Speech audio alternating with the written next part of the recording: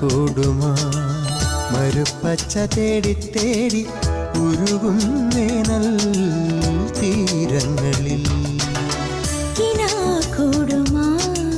മരുപ്പച്ച തേടി തേടി ഉരുകും വേനൽ തീരങ്ങളിൽ തളരുന്ന നേരം കരുത്തേകുവാൻ പാതയമായി പൊഴിയും ദൈവസ്നേഹത്തിൻ ജീവാമൃതം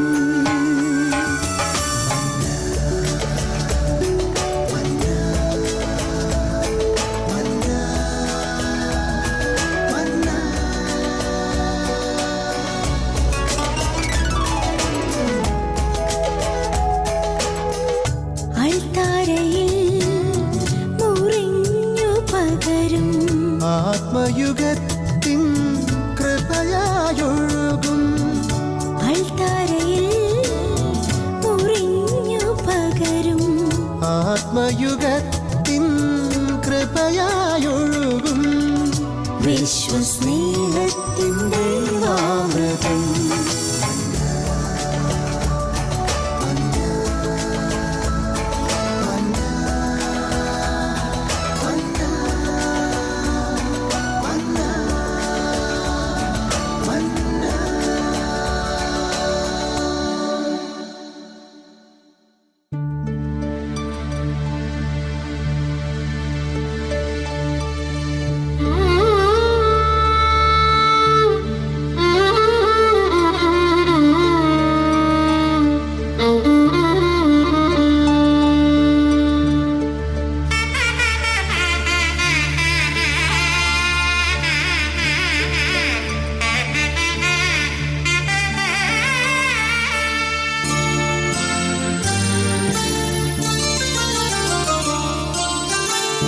എത്രയോ ക്ഷമിച്ചു എൻ പാപങ്ങൾ ദൈവമേ എണ്ണിയാലൊതുങ്ങിടുമോ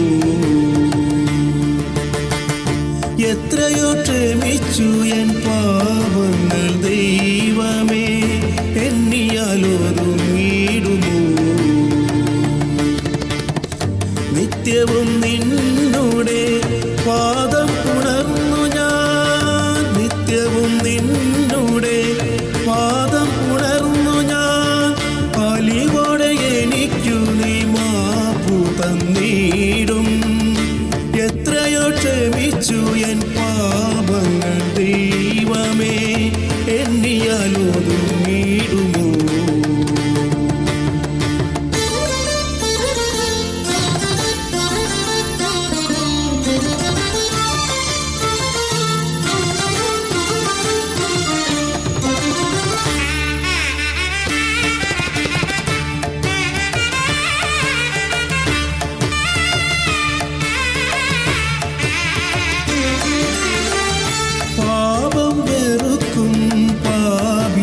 സ്നേഹിക്കും പാരിൻ്റെ പാലകനേ സ്നേഹമാം നിൻ കരം നീട്ടിയില്ലെങ്കിൽ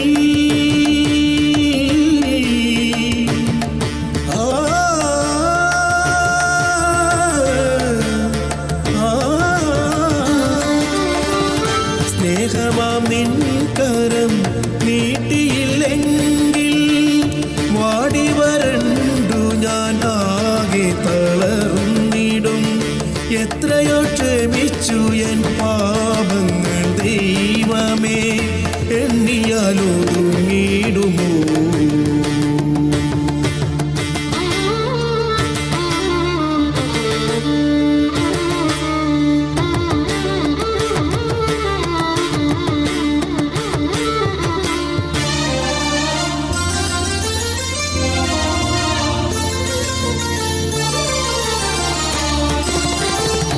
എങ്ങനെ നിന്നെ ഞാൻ സ്നേഹിക്കും ദൈവമേ വീഴ്ത്തുന്നു ലോകമെന്നെ സ്നേഹമാം നിൻ കരം നീട്ടിയില്ലെങ്കിൽ സ്നേഹമാം നിൻ കരം നീട്ടിയില്ലെങ്കിൽ വാടി വരണ്ടു ഞാൻ തളർന്നിടും.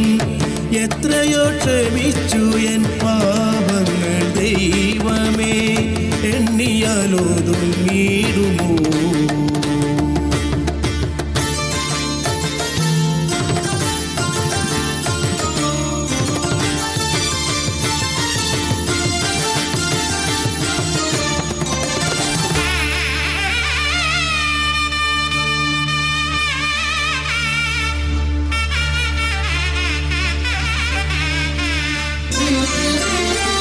ദുഷ്ടരു കൂട്ടായേറെ ഞാൻ അലഞ്ഞേ, സ്നേഹമാം എന്നാഥനേ.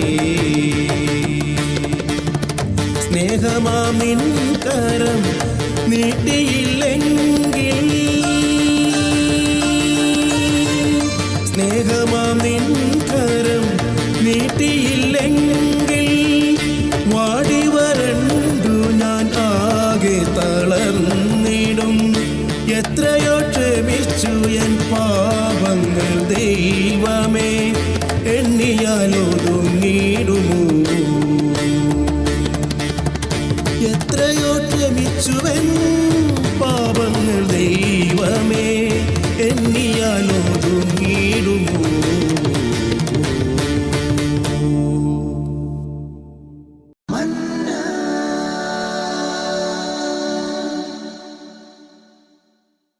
സങ്കീർത്തനം 26:8.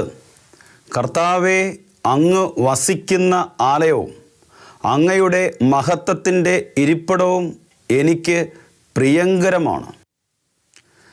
ദാവീദ് രാജാവ് ഈ വചനം ആസ്വദിച്ചുകൊണ്ട് എഴുതി വച്ചതാണ്. പ്രിയപ്പെട്ടവരെ, ഈ അടുത്ത നാളുകളിൽ ഈ വചനം എൻ്റെ ഹൃദയത്തെ വല്ലാതെ സ്വാധീനിച്ചു. അതിനുശേഷം ഞാൻ ഓരോ ദിവസവും പരിശുദ്ധ കുർബാന സ്വീകരിച്ചുകൊണ്ട് കർത്താവിൻ്റെ ആലയമാകുന്ന എന്നിൽ വന്ന് വസിക്കുന്ന ഈശോയെ ഞാൻ കാണാറുണ്ടായിരുന്നു. എൻ്റെ ഹൃദയമാകുന്ന ഇരിപ്പിടത്തിൽ ഈശോ ഇരിക്കുന്നത് ഞാൻ ആസ്വദിക്കാറുണ്ടായിരുന്നു. ഒരു മനുഷ്യൻ്റെ മഹത്വത്തെക്കുറിച്ച് മനുഷ്യന് വെളിപ്പെടുത്തുന്ന വചനമാണിത്. ഇത് വ്യക്തമാക്കി തരുന്നത് വിശുദ്ധ പൗലോസ് അപ്പോസ്തലനാണ്. 1 കൊറിന്ത്യോസ് 3:16 പറയുന്നു, നിങ്ങൾ ദൈവത്തിൻ്റെ ആലയമാണെന്നും ദൈവാത്മാവ് നിങ്ങളിൽ വസിക്കുന്നുവെന്നും നിങ്ങൾ അറിയുന്നില്ലേ? ദൈവത്തിൻ്റെ ആലയത്തെ നശിപ്പിക്കുന്നവനെ ദൈവവും നശിപ്പിക്കും. ദൈവത്തിൻ്റെ ആലയം പരിശുദ്ധമാണ്, ആ ആലയം നിങ്ങൾ തന്നെയാണ്. ഈ വചനം വായിച്ച് ഒരു നാളിൽ ഞാൻ ഭയപ്പെട്ടിരുന്നു. ഒട്ടനവധി വ്യക്തികൾ ഈ വചനത്തിൽ അസ്വസ്ഥപ്പെടുകയും കുറ്റബോധത്തിലൂടെ കടന്നുപോവുകയും ചെയ്തിട്ടുണ്ട്. എന്തെന്നാൽ മനുഷ്യനെ നശിപ്പിക്കുന്ന ദൈവത്തെയാണ് ഈ വചനത്തിലൂടെ ചിലർക്ക് വെളിപ്പെടുന്നത്. എൻ്റെയും ചിന്ത ഇതായിരുന്നു, ദൈവം മനുഷ്യനെ തകർത്ത് കളയുമല്ലോ എന്ന്. എന്നാൽ ദൈവത്തിൻ്റെ പരിശുദ്ധാത്മാവ് എനിക്ക് വെളിപ്പെടുത്തുകയായിരുന്നു, മനുഷ്യനെ തകർക്കുന്ന ഒരു ദൈവമല്ല, മനുഷ്യനെ ശിക്ഷിക്കുന്ന ഒരു ദൈവമല്ല എന്ന്. അതായത് പ്രലോഭനങ്ങളുടെയും പരീക്ഷണങ്ങളുടെയും നടുവിൽ മനുഷ്യൻ ദൈവത്തോട് ചേർന്നിരുന്ന് പ്രാർത്ഥിക്കുമ്പോൾ ദൈവത്തിൻ്റെ ആലയമാകുന്ന എന്നെ നശിപ്പിക്കാൻ നോക്കുന്ന, തിന്മയെ നശിപ്പിക്കുന്ന ഒരു ദൈവത്തെയാണ് എനിക്കത് വെളിപ്പെട്ട് കിട്ടിയത്. നമ്മുടെ ജീവിതങ്ങളിലെ പാവാവസ്ഥകളിലായിക്കോട്ടെ, അസ്വസ്ഥതയിലായിക്കോട്ടെ, നമ്മൾ ദൈവത്തോട് ചേർന്ന് നിൽക്കുമ്പോൾ ദൈവത്തിൻ്റെ ആലയമാകുന്ന എന്നെ നശിപ്പിക്കാൻ നോക്കുന്ന തിന്മയുടെ അരാജകത്തിൻ്റെ ശക്തിയെ ദൈവം തകർക്കും. അങ്ങനെ ദൈവം നമ്മളെ സ്വന്തമാക്കുകയും ചെയ്യും. നമ്മുടെ ശരീരമാകുന്ന ആലയത്തിൻ്റെ ഉള്ളിൽ വസിക്കുന്ന ദൈവത്തെ നമ്മൾ കണ്ടെത്തിക്കഴിഞ്ഞാൽ, നമ്മുടെ ഹൃദയമാകുന്ന ഇരിപ്പിടത്തിൽ ഇരിക്കുന്ന ദൈവത്തെ നമ്മൾ അനുഭവിച്ചു കഴിഞ്ഞാൽ, നമുക്ക് നമ്മളെ ഏറ്റവും പ്രിയങ്കരമായി തോന്നും. നമുക്ക് ഏറ്റവും പ്രിയങ്കരമായി നമ്മൾ തന്നെ മാറും. അതാണ് ദാവീദ് പറയുന്നത്, അങ്ങയുടെ മഹത്വത്തിൻ്റെ ഇരിപ്പിടം എനിക്ക് പ്രിയങ്കരമാണ്. പ്രിയപ്പെട്ടവരെ, നമ്മുടെ ശരീരം ഏറ്റവും മനോഹരമായി കാത്തു സൂക്ഷിക്കുവാൻ നമ്മൾ ഓരോരുത്തരും കടപ്പെട്ടിരിക്കുകയാണ്. എന്തെന്നാൽ ശരീരത്തിലൂടെയാണ് ആത്മാവിൻ്റെ രക്ഷ. ഓരോ മനുഷ്യൻ്റെയും ആത്മരക്ഷ അടങ്ങിയിരിക്കുന്നത് അവൻ്റെ ശരീരത്തിലാണ്. ഒരു മനുഷ്യൻ്റെ ആത്മാവിൻ്റെ മേലാണ് പിശാച് ലക്ഷ്യം വച്ചിരിക്കുന്നത്. ഈ ആത്മാവിനെ കീഴടക്കുന്നതിന് മുമ്പ് പാപനിമിത്തം അവൻ്റെ ശരീരത്തെ പിശാച് കീഴടക്കണം. ശരീരത്തിൻ്റെ മേൽ കൈവെക്കാതെ ആത്മാവിനെ തൊടുവാൻ അവന് പറ്റുകയില്ല. ഈ ആത്മാവിനെ സംരക്ഷിക്കുന്ന ആലയമാണ് മനുഷ്യൻ്റെ ശരീരം. ദൈവം അങ്ങനെയാണ് മനുഷ്യനെ സെറ്റ് ചെയ്തിരിക്കുന്നത്. ഉൽപ്പത്തിയുടെ പുസ്തകത്തിലെ 1-ാം അധ്യായത്തിലെ 26-ാം വാക്യത്തിലെ കർത്താവ് അരുൾ ചെയ്തു, നമുക്കും നമ്മുടെ ഛായയിലും സാദൃശ്യത്തിലും മനുഷ്യനെ സൃഷ്ടിക്കാം.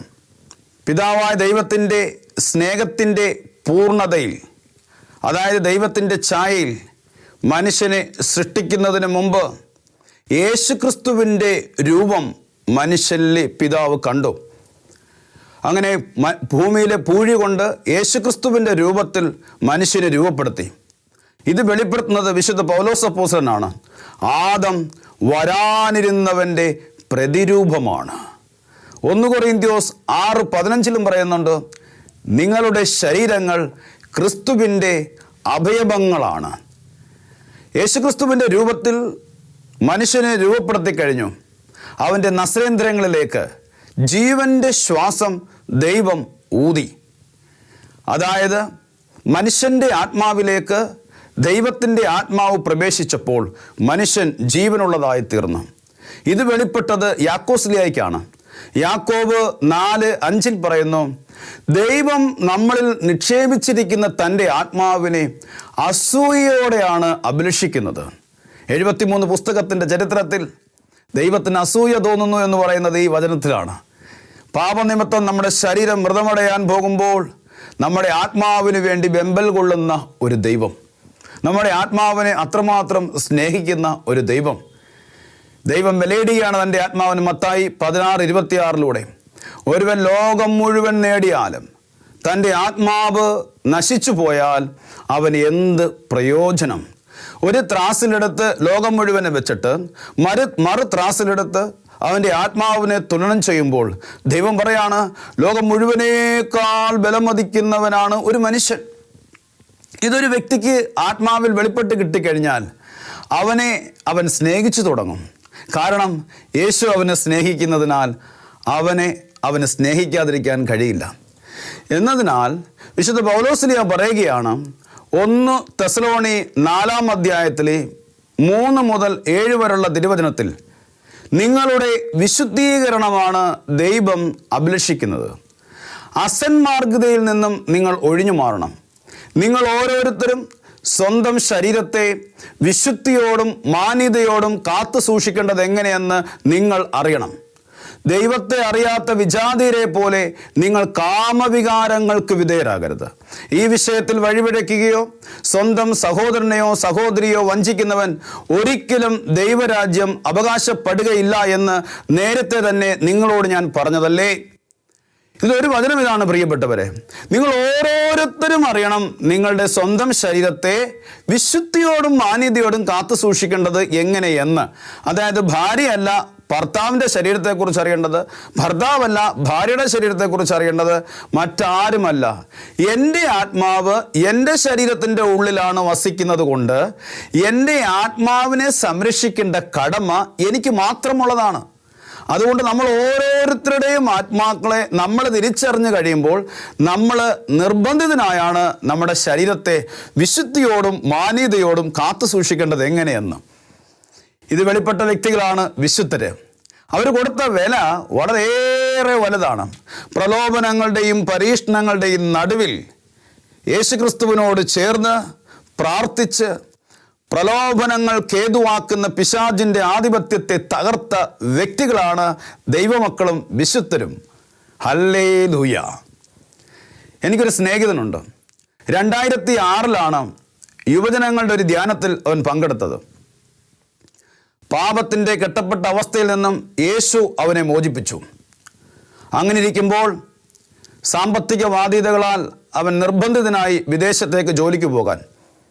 വിദേശത്ത് ജോലി ചെയ്തുകൊണ്ടിരിക്കുന്ന സമയത്ത് റൂമിലായിരിക്കുന്ന സ്നേഹിതർ എപ്പോഴും മദ്യപിക്കുകയും ബ്ലൂ ഫിലിം എടുത്തിട്ട് കാണുകയും ചെയ്യുമായിരുന്നു. പരീക്ഷണങ്ങളുടെ നടുവിൽ പകല അന്തിയോളം ജോലിയെടുത്ത് ക്ഷീണിച്ച് വരുന്ന ചെറുപ്പക്കാരൻ റൂമിലേക്ക് കടന്നു വരുമ്പോൾ അവൻ്റെ ഹൃദയം പിളർക്കുന്ന വേദനയാണ് അവനുണ്ടാകുന്നത്. ഒരു സൈഡിൽ അവന് പാപം ചെയ്യണമെന്ന് ആഗ്രഹമില്ല, മറു സൈഡിൽ അവന് വേറെ എങ്ങോട്ടും പോകാനൊരു വഴിയുമില്ല. ഇവൻ പാപം ചെയ്യുന്നില്ല എന്ന് കാണുമ്പോൾ കൂടെ ഉണ്ടായിരുന്നവർ പാപം ചെയ്യാൻ ഇവനെ നിർബന്ധിക്കുകയാണ്.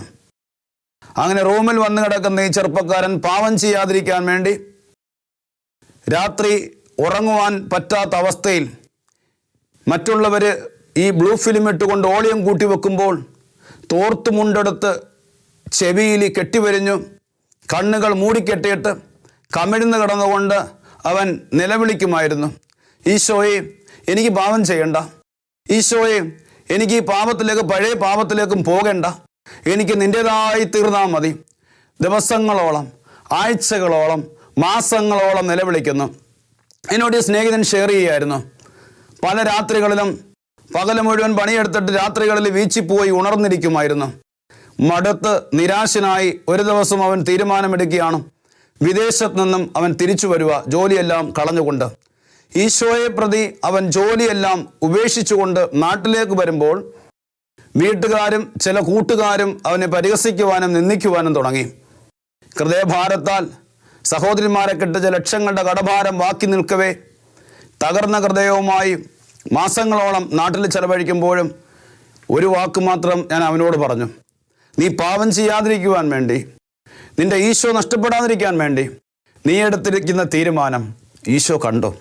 ഇതിൻ്റെ പ്രതിഫലം ഈശോ നിനക്ക് നൽകും. ഫൊത്തിപ്പറിൻ്റെ ഭാര്യയുടെ മുമ്പിൽ പാപത്തിന് വിധേയപ്പെടാതെ പ്രലോഭനങ്ങളെ ചേർത്ത് നിൽക്കാൻ വേണ്ടി ദേഹത്ത് കിടന്ന വസ്ത്രം ദൂരെ എറിഞ്ഞു കളഞ്ഞുകൊണ്ട് പുറത്തേക്ക് ഇറങ്ങി വീണി ഓടിയ ജോസഫിനെ പോലെ ഈ ചെറുപ്പക്കാരനും പ്രതിഫലമുണ്ടായിരുന്നു. എൻ്റെ പ്രിയപ്പെട്ട ദൈവജനമേ, ഈ ചെറുപ്പക്കാരൻ തിരിച്ച് നാട്ടിൽ വന്ന് വളരെയേറെ വേദനകളിലൂടെ കടന്നുപോയി. എന്നാൽ മാസങ്ങൾ കഴിഞ്ഞപ്പോൾ വിദേശത്ത് വെച്ച് അവിടെ വെച്ച് അതേ ജോലി ചെയ്തിരുന്ന കമ്പനിയിൽ നിന്ന് ഒരു കോൾ വരികയാണ്. പോണ്ടിച്ചേരിയിൽ അതേ കമ്പനി വർക്കെടുത്ത് അതേ സാലറിക്ക് അവന് ജോലി നൽകുകയും അവൻ്റെ ലക്ഷങ്ങളുടെ കടഭാരം തമ്പുരാൻ കർത്താവ് അവന് മാറ്റിക്കൊടുത്തു.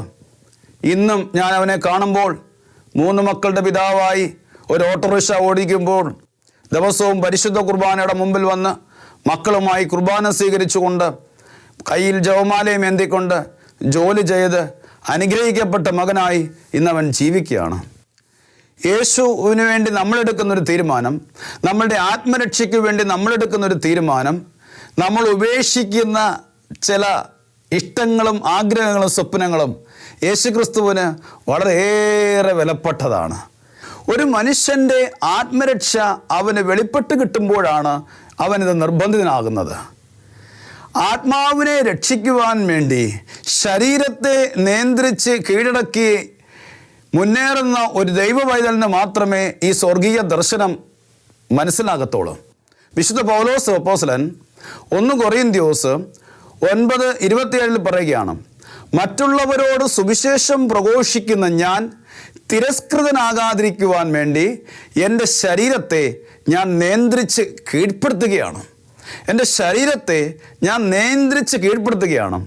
ആത്മാവിൻ്റെ രക്ഷയ്ക്ക് വേണ്ടി ശരീരം ദൈവത്തിന് വിട്ടുകൊടുക്കുമ്പോൾ ദൈവത്തിന് വേണ്ടി വലിയൊരു പ്രവൃത്തിയിലൂടെ ഈ മനുഷ്യൻ സഞ്ചരിക്കും.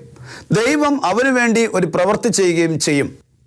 വിശുദ്ധ ആഗ്നസിന് ഒരു രാജ്യത്തിൻ്റെ പകുതിയാണ് രാജാവ് ഓഫർ ചെയ്തത്. പാപത്തിന് വേണ്ടി നിർബന്ധിക്കുകയാണ്. ആഗ്നസ് വിളിച്ചു പറയുകയാണ്, ഞാൻ ഒരു വ്യക്തിയെ ഇഷ്ടപ്പെട്ടു പോയി, ഞാൻ എൻ്റെ പ്രിയ മണവാളനെ എന്നേക്കുമായി സ്വീകരിച്ചിരിക്കുന്നതിനാൽ എൻ്റെ ഈ കഴുത്ത് ആർക്ക് ഞാൻ നീട്ടിക്കൊടുക്കുകയില്ല, എൻ്റെ ഈ ശരീരം ഒരിക്കലും ഞാൻ പാപത്തിന് സമർപ്പിക്കുകയില്ല.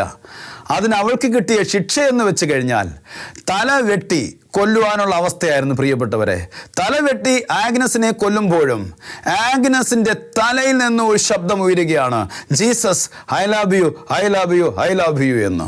പ്രിയപ്പെട്ടവരെ, പൗലോസ്ലീഹ പറയുകയാണ്, ദുഃഖമോ ദുരിതമോ പീഡനമോ പട്ടിണിയോ നഗ്നതയോ ആപത്തോ വാളോ ഇന്നിങ്ങനെ എഴുതപ്പെട്ടിരിക്കുന്നു, ദിവസം മുഴുവൻ വധിക്കപ്പെടുന്നു, കൊലയ്ക്കുള്ള ആടിനെ പോലെ കരുതപ്പെടുന്നു, എന്നാൽ നമ്മെ സ്നേഹിച്ചുവൻ മുഖാന്തരം ഞാനിതെല്ലാം പൂർണ്ണ വിജയം വരികയാണ്.